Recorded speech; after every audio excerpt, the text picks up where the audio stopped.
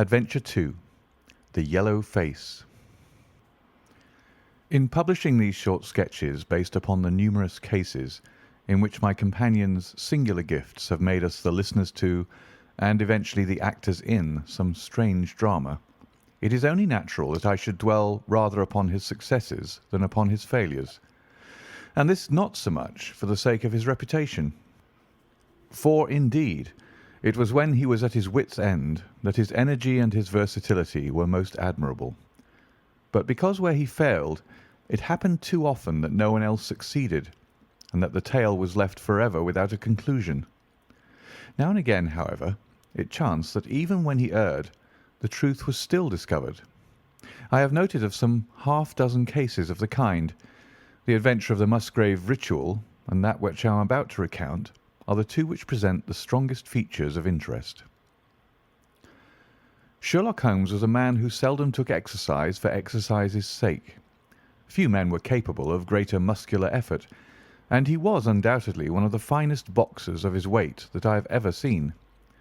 But he looked upon aimless bodily exertion as a waste of energy, and he seldom bestirred himself save when there was some professional object to be served. Then he was absolutely untiring and indefatigable.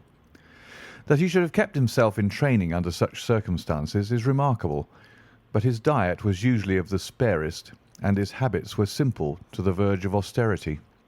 Save for the occasional use of cocaine, he had no vices, and he only turned to the drug as a protest against the monotony of existence when cases were scanty and the papers uninteresting.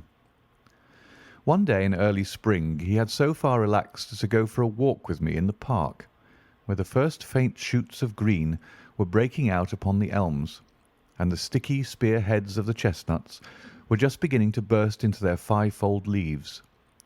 For 2 hours we rambled about together, in silence for the most part, as befits two men who know each other intimately. It was nearly 5 before we were back in Baker Street once more. "Beg pardon, sir," said our page boy as he opened the door. "There's been a gentleman here asking for you, sir." Holmes glanced reproachfully at me. "So much for afternoon walks," said he. "Has this gentleman gone, then?" "Yes, sir." "Didn't you ask him in?" "Yes, sir. He came in." "How long did he wait?" "Half an hour, sir. He was a very restless gentleman, a walking and a stamping all the time he was here. I was waiting outside the door, sir, and I could hear him.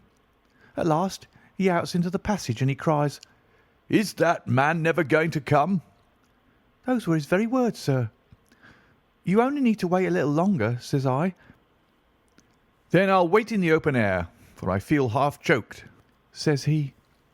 'I'll be back before long.' And with that he ups and he outs, and all I could say wouldn't hold him back." "Well, well, you did your best," said Holmes as we walked into our room. "It's very annoying, though, Watson. I was badly in need of a case, and this looks, from the man's impatience, as if it were of importance. Hullo, that's not your pipe on the table. He must have left his behind him. A nice old briar with a good long stem of what the tobacconists call amber. I wonder how many real amber mouthpieces there are in London. Some people think that a fly in it is a sign. Well, he must have been disturbed in his mind to leave a pipe behind him which he evidently values highly." "How do you know that he values it highly?" I asked. "Well, I should put the original cost of the pipe at 7 6d. Now it has, you see, been twice mended, once in the wooden stem and once in the amber. Each of these mends, done, as you observe, with silver brands, must have cost more than the pipe did originally. The man must value the pipe highly when he prefers to patch it up rather than buy a new one with the same money." "Anything else?" I asked, for Holmes was turning the pipe about in his hand and staring at it in his peculiar pensive way. He held it up and tapped on it with his long, thin forefinger, as a professor might who was lecturing on a bone. "Pipes are occasionally of extraordinary interest," said he. "Nothing has more individuality, save perhaps watches and bootlaces. The indications here, however, are neither very marked nor very important. The owner is obviously a muscular man, left-handed with an excellent set of teeth, careless in his habits, and with no need to practice economy. My friend threw out the information in a very off-hand way, but I saw that he cocked his eye at me to see if I had followed his reasoning. "You think a man must be well-to-do if he smokes a 7-shilling pipe?" said I. "This is Grosvenor mixture at 8d. an ounce," Holmes answered, knocking a little out on his palm. "As he might get an excellent smoke for half the price, he has no need to practice economy." "And the other points?"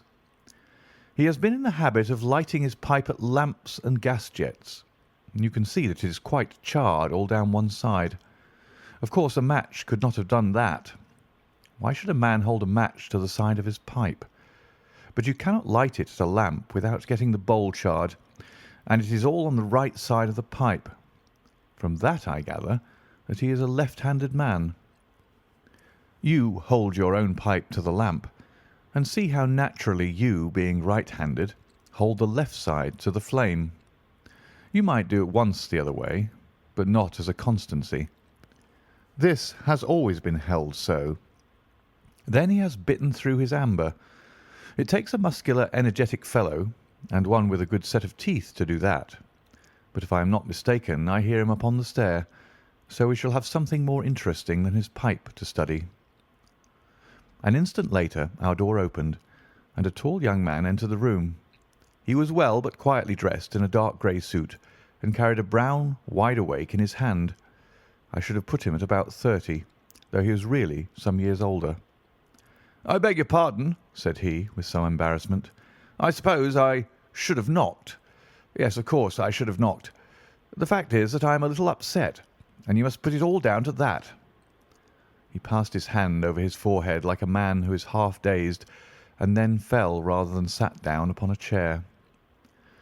"I can see that you have not slept for a night or two," said Holmes in his easy, genial way. "That tries a man's nerves more than work, and more even than pleasure. May I ask how I can help you?" "I wanted your advice, sir. I don't know what to do, and my whole life seems to have gone to pieces." "You wish to employ me as a consulting detective?" "Not that only. I want your opinion as a judicious man, as a man of the world. I want to know what I ought to do next. I hope to God you'll be able to tell me." He spoke in little sharp, jerky outbursts, and it seemed to me that to speak at all was very painful to him, and that his will all through was overriding his inclinations. "It's a very delicate thing," said he. "One does not like to speak of one's domestic affairs to strangers. It seems dreadful to discuss the conduct of one's wife with two men whom I have never seen before. It's horrible to have to do it, but I've got to the end of my tether, and I must have advice." "My dear Mr. Grant Munro," began Holmes. Our visitor sprang from his chair. "What?" he cried. "You know my name?"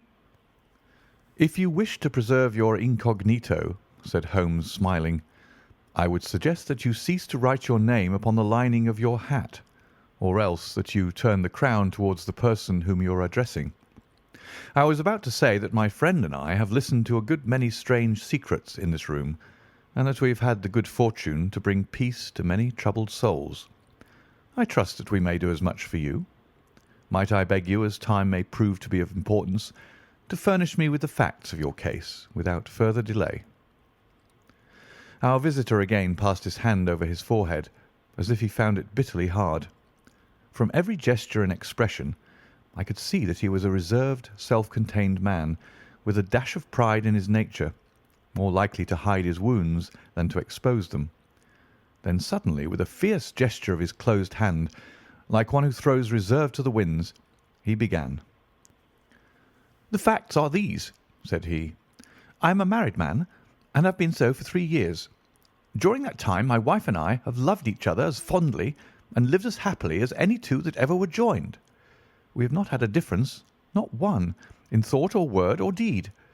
And now, since last Monday, there has suddenly sprung up a barrier between us, and I find that there is something in her life and in her thought of which I know as little as if she were the woman who brushes by me in the street. We are estranged, and I want to know why." Now, there is one thing that I want to impress upon you before I go any further. Mr. Holmes, Effie loves me. Don't let there be any mistake about that.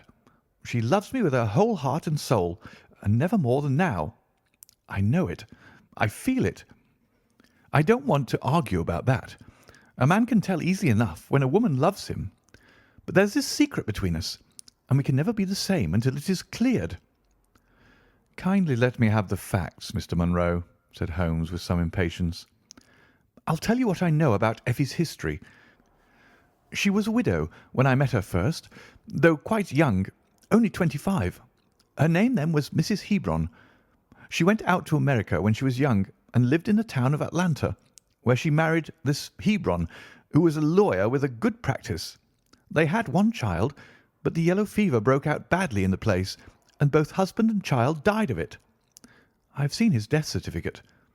This sickened her of America, and she came back to live with a maiden aunt at Pinner in Middlesex.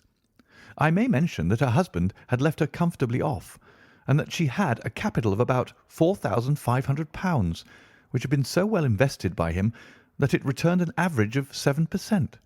She had only been 6 months at Pinner when I met her. We fell in love with each other, and we married a few weeks afterwards. I am a hop merchant myself, and as I have an income of 700 or 800, we found ourselves comfortably off, and took a nice £80 a year villa at Norbury. Our little place was very countrified, considering that it is so close to town.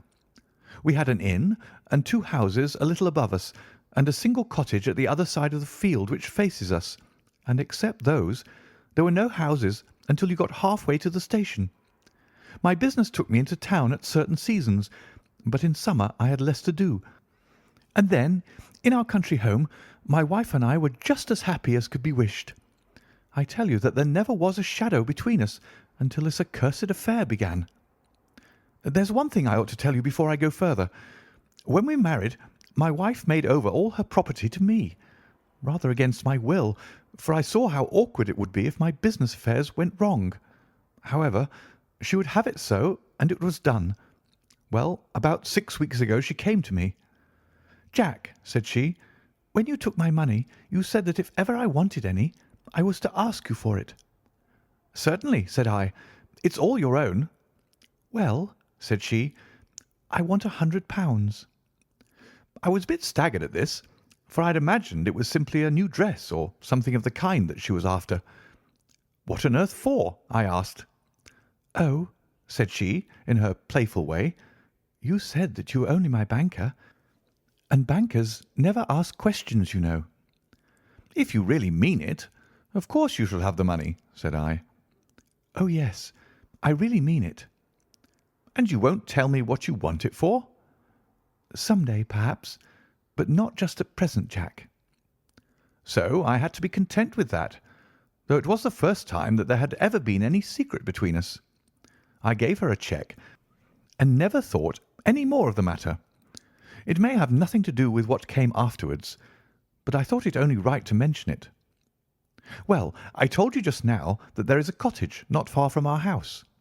There is just a field between us, but to reach it you have to go along the road and then turn down a lane.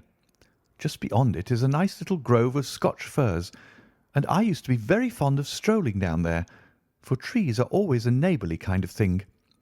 The cottage had been standing empty this 8 months, and it was a pity, for it was a pretty 2-storied place, with an old-fashioned porch and honeysuckle about it. I have stood many a time and thought what a neat little homestead it would make.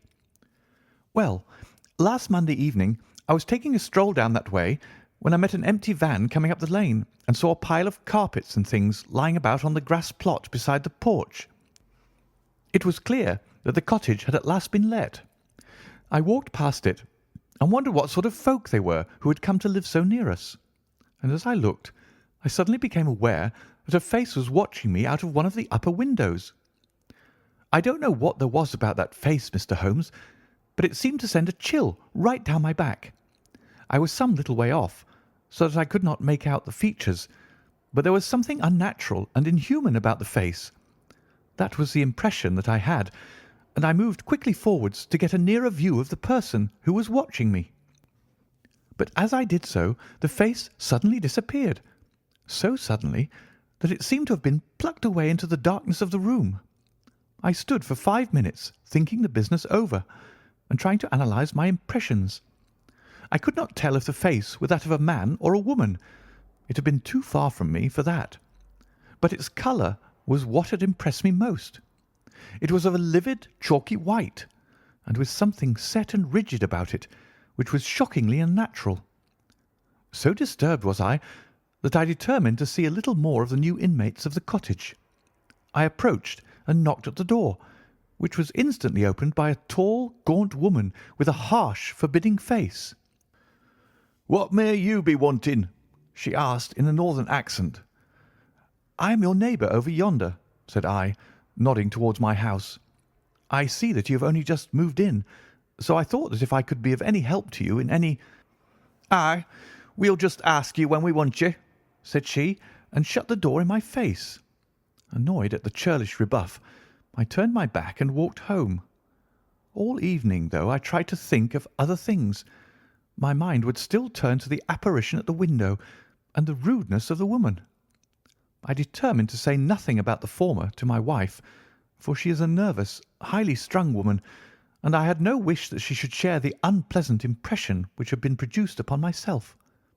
I remarked to her, however, before I fell asleep, that the cottage was now occupied, to which she returned no reply.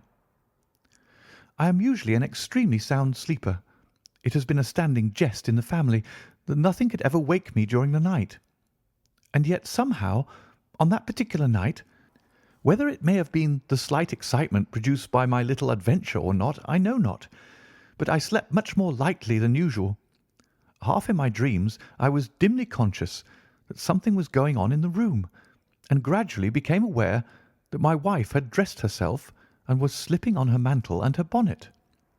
My lips were parted to murmur out some sleepy words of surprise or remonstrance at this untimely preparation, when suddenly my half-opened eyes fell upon her face, illuminated by the candlelight, and astonishment held me dumb.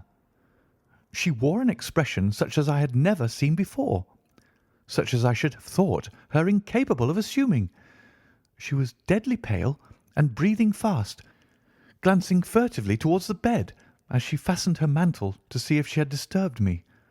Then, thinking that I was still asleep, she slipped noiselessly from the room, and an instant later I heard a sharp creaking which could only come from the hinges of the front door.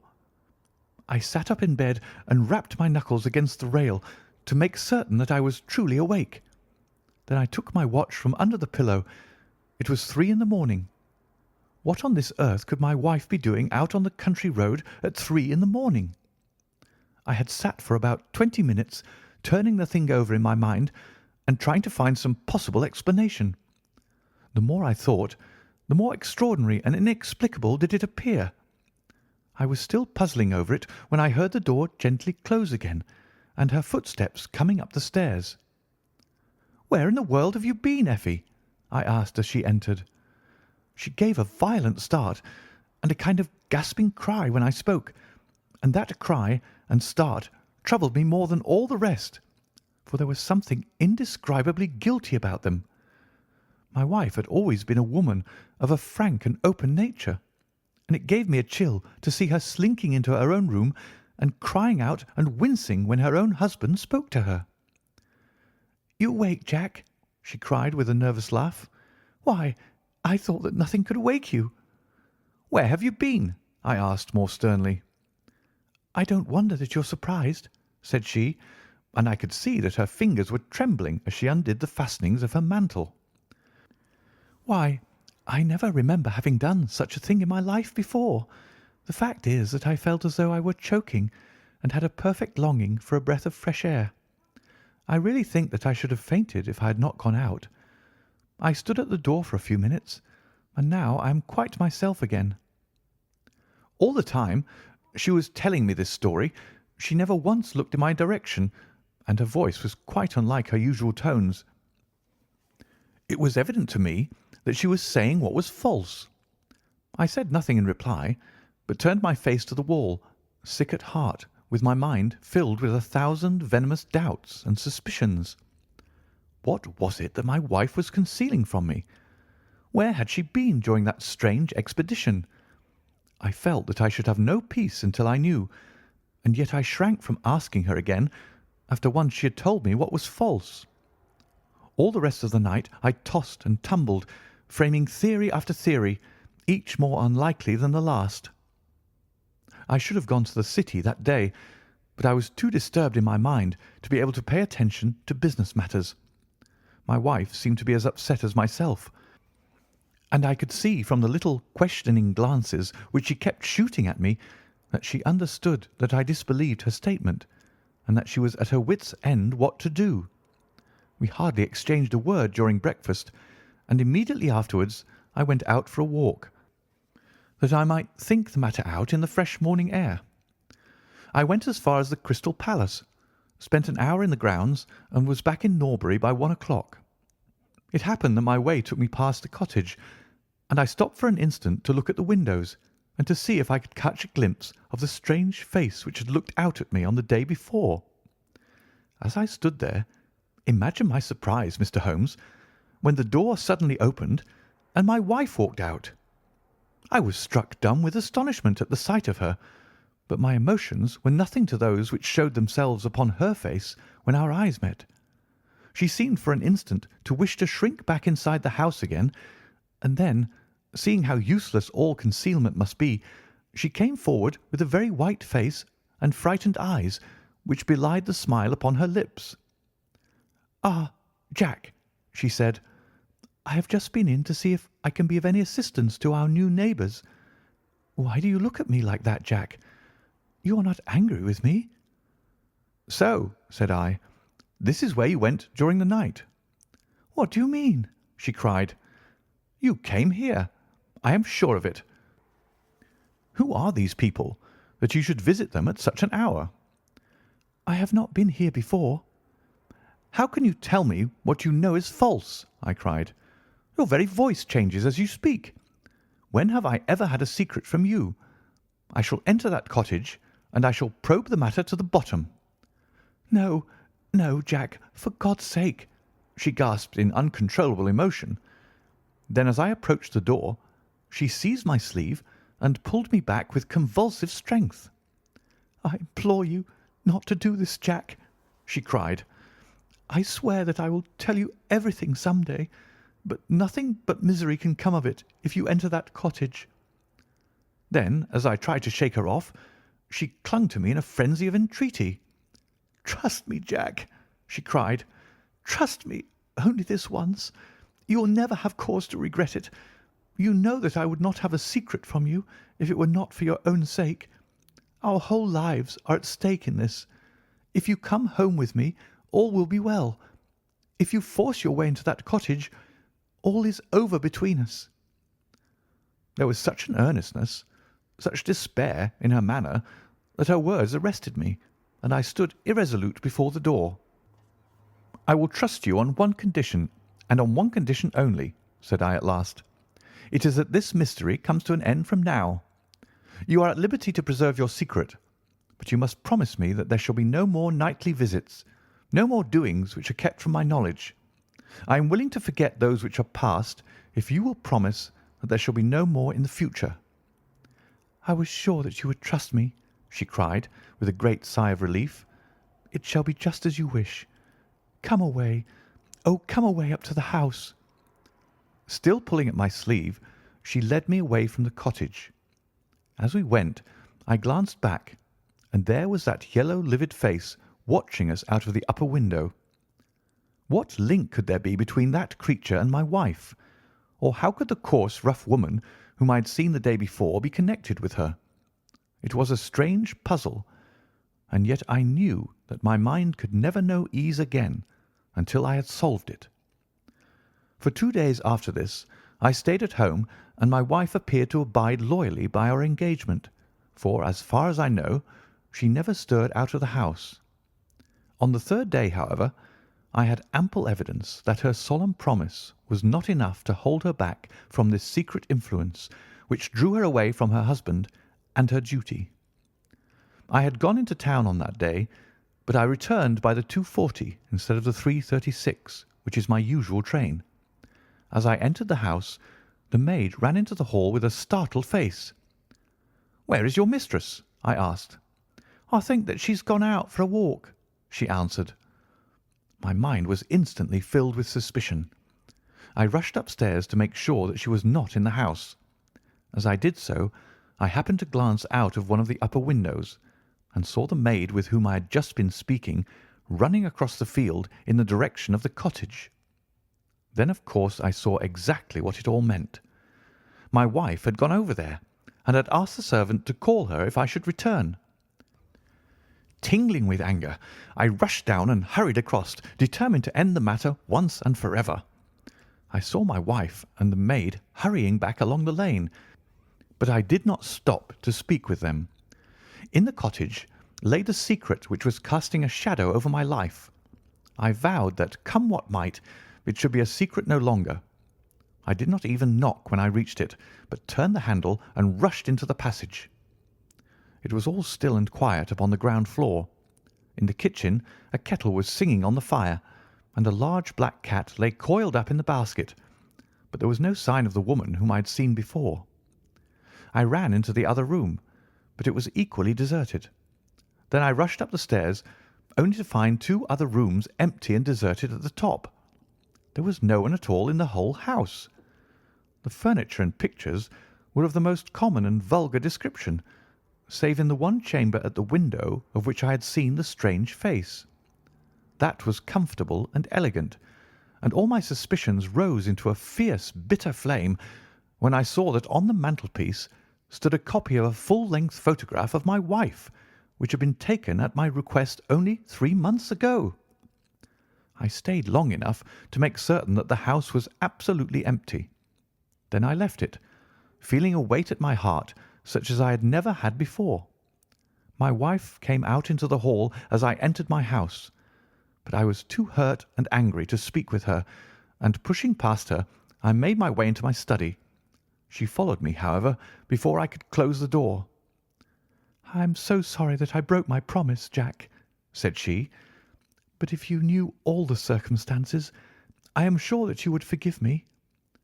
"Tell me everything, then," said I. "I cannot, Jack, I cannot," she cried. "Until you tell me who it is that has been living in that cottage, and who it is to whom you have given that photograph, there can never be any confidence between us," said I, and breaking away from her, I left the house. That was yesterday, Mr. Holmes, and I have not seen her since, nor do I know anything more about this strange business. It is the first shadow that has come between us, and it has so shaken me that I do not know what I should do for the best.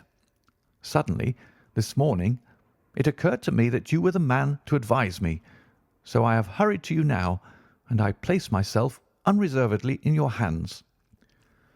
If there is any point which I have not made clear, pray question me about it. But above all, tell me quickly what I am to do, for this misery is more than I can bear." Holmes and I had listened with the utmost interest to this extraordinary statement, which had been delivered in the jerky, broken fashion of a man who is under the influence of extreme emotions. My companion sat silent for some time, with his chin upon his hand, lost in thought. "Tell me," said he at last, "could you swear that this was a man's face which you saw at the window?"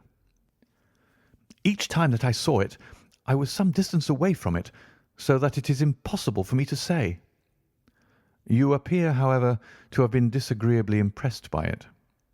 "It seemed to be of an unnatural colour, and to have a strange rigidity about the features. When I approached, it vanished with a jerk." "How long is it since your wife asked you for £100? "Nearly 2 months." "Have you ever seen a photograph of her first husband?" "No. There was a great fire at Atlanta very shortly after his death, and all her papers were destroyed." "And yet she had a certificate of death. You say that you saw it?" "Yes. She got a duplicate after the fire." "Did you ever meet anyone who knew her in America?" "No." "Did she ever talk of revisiting the place?" "No." "Or get letters from it?" "No." "Thank you. I should like to think over the matter a little now. If the cottage is now permanently deserted, we may have some difficulty. If, on the other hand, as I fancy is more likely, the inmates were warned of your coming and left before you entered yesterday, then they may be back now, and we should clear it all up easily. Let me advise you, then, to return to Norbury, and to examine the windows of the cottage again. If you have reason to believe that it is inhabited, do not force your way in, but send a wire to my friend and me. We shall be with you within an hour of receiving it, and we shall then very soon get to the bottom of the business." "And if it is still empty?" "In that case I shall come out to-morrow and talk it over with you. Good-bye, and above all, do not fret until you know that you really have a cause for it." "I am afraid that this is a bad business, Watson," said my companion as he returned after accompanying Mr. Grant Munro to the door. "What do you make of it?" "It had an ugly sound," I answered. "Yes, there's blackmail in it, or I am much mistaken." "And who is the blackmailer?" "Well, it must be the creature who lives in the only comfortable room in the place, and has her photograph above his fireplace. Upon my word, Watson, there is something very attractive about that livid face at the window, and I would not have missed the case for worlds." "You have a theory?" "Yes, a provisional one, but I shall be surprised if it does not turn out to be correct. This woman's first husband is in that cottage." "Why do you think so?" "How else can we explain her frenzied anxiety that her second one should not enter it? The facts, as I read them, are something like this. This woman was married in America. Her husband developed some hateful qualities, or shall we say that he contracted some loathsome disease and became a leper or an imbecile. She flies from him at last, returns to England, changes her name, and starts her life, as she thinks, afresh. She has been married 3 years, and believes that her position is quite secure, having shown her husband the death certificate of some man whose name she has assumed, when suddenly her whereabouts is discovered by her first husband, or we may suppose by some unscrupulous woman who has attached herself to the invalid. They write to the wife and threaten to come and expose her. She asks for £100 and endeavours to buy them off. They come in spite of it, and when the husband mentions casually to the wife that there are newcomers in the cottage, she knows in some way that they are her pursuers. She waits until her husband is asleep, and then she rushes down to endeavour to persuade them to leave her in peace. Having no success, she goes again next morning, and her husband meets her, as he has told us, as she comes out. She promises him then not to go there again, but 2 days afterwards the hope of getting rid of those dreadful neighbours was too strong for her, and she made another attempt, taking down with her the photograph which had probably been demanded from her. In the midst of this interview the maid rushed in to say that the master had come home, on which the wife, knowing that he would come straight down to the cottage, hurried the inmates out the back door into the grove of fir trees probably, which was mentioned as standing near. In this way he found the place deserted. I shall be very much surprised, however, if it is still so when he reconnoitres it this evening. What do you think of my theory?" "It is all surmise." "But at least it covers all the facts. When new facts come to our knowledge which cannot be covered by it, it will be time enough to reconsider it. We can do nothing more until we have a message from our friend at Norbury." But we had not very long time to wait for that. It came just as we had finished our tea. "The cottage is still tenanted," it said. "Have seen the face again at the window. Will meet the 7 o'clock train, and will take no steps until you arrive."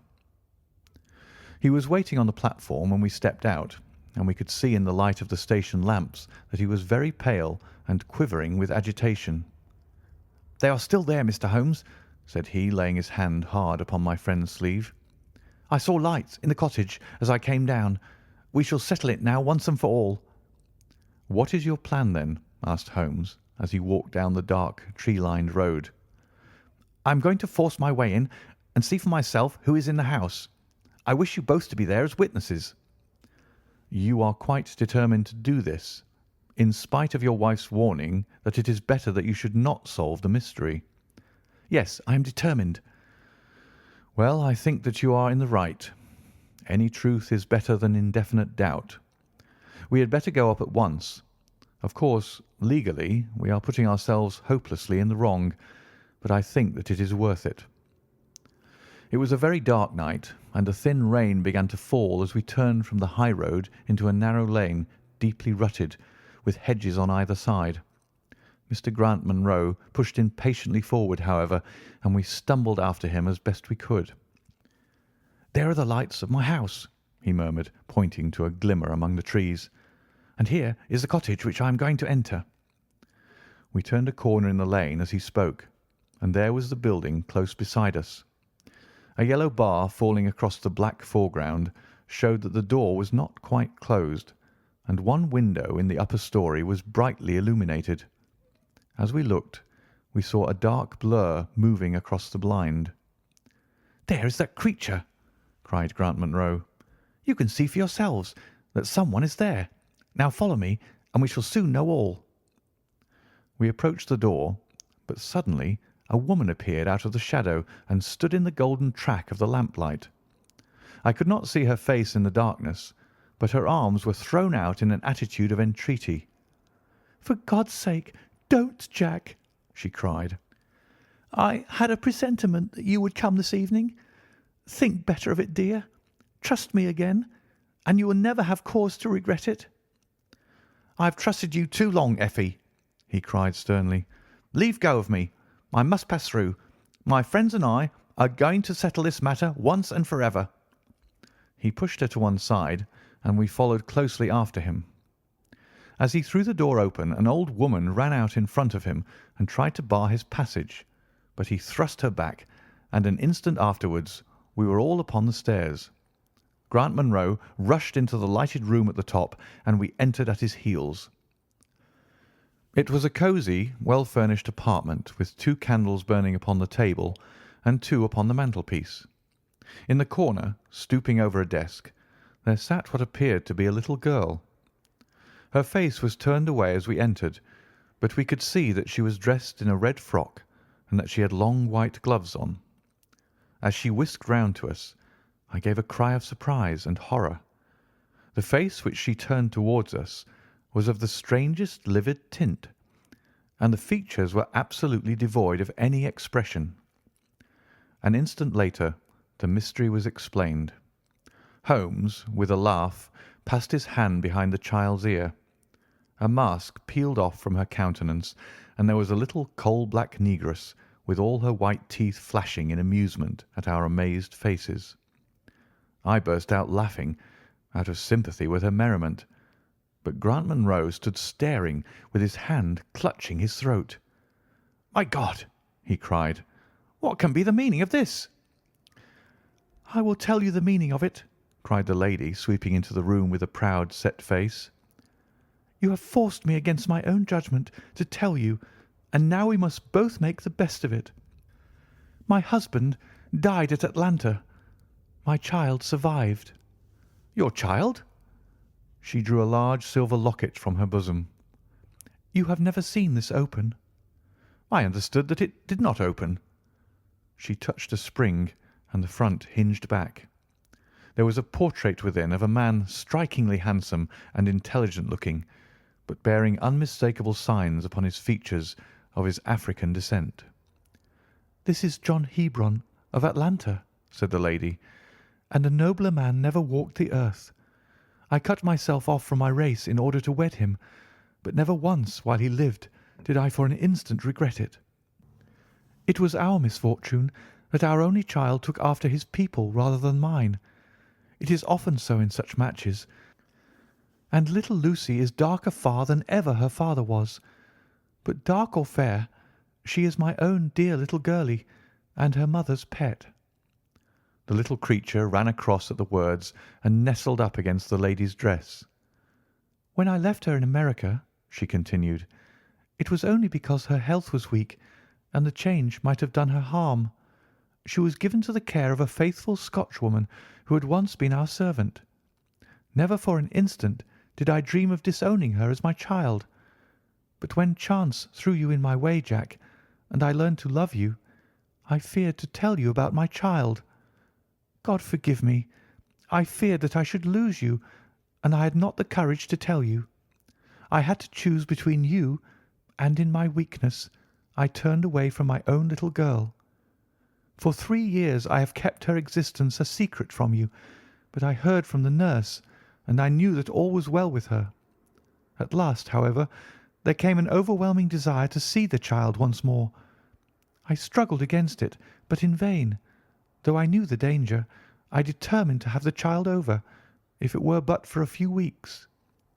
I sent £100 to the nurse, and I gave her instructions about this cottage, so that she might come as a neighbour, without my appearing to be in any way connected with her. I pushed my precautions so far as to order her to keep the child in the house during the daytime, and to cover up her little face and hands, so that even those who might see her at the window should not gossip about there being a black child in the neighbourhood. If I had been less cautious, I might have been more wise, but I was half crazy with fear that you should learn the truth. It was you who told me first that the cottage was occupied. I should have waited for the morning, but I could not sleep for excitement, and so at last I slipped out, knowing how difficult it is to awake you. But you saw me go, and that was the beginning of my troubles. Next day you had my secret at your mercy, but you nobly refrained from pursuing your advantage. 3 days later, however, the nurse and child only just escaped from the back door as you rushed in at the front one, and now to-night you at last know all, and I ask you what is to become of us, my child and me." She clasped her hands and waited for an answer. It was a long 10 minutes before Grant Munro broke the silence, and when his answer came it was one of which I loved to think. He lifted the little child, kissed her, and then, still carrying her, he held his other hand out to his wife and turned towards the door. "We can talk it over more comfortably at home," said he. "I am not a very good man, Effie, but I think that I am a better one than you have given me credit for." Holmes and I followed them down the lane, and my friend plucked at my sleeve as we came out. "I think," said he, "that we shall be of more use in London than in Norbury." Not another word did he say of the case until late that night, when he was turning away with his lighted candle for his bedroom.